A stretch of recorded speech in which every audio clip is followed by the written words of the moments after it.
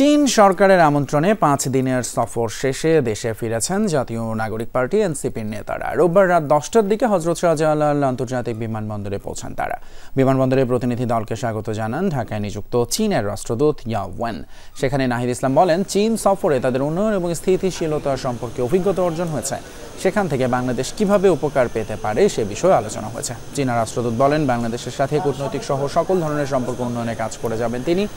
গত 26 আগস্ট রাতে চীনের উদ্দেশ্যে ঢাকা ছাড়ে এনসিপির প্রতিনিধি দল।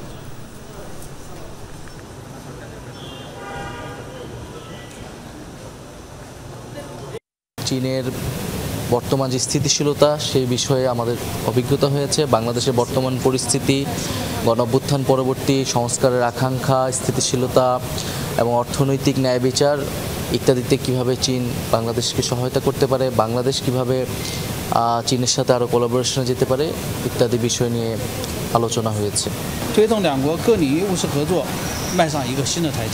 আমি এবং চীনা দূতাবাস বরাবরের মতো ভবিষ্যতেও দুই দেশের মধ্যে বাস্তব সহযোগিতা আরও উন্নত করতে সেতু বন্ধুত্বকারী ভূমিকা পালন করে যাব।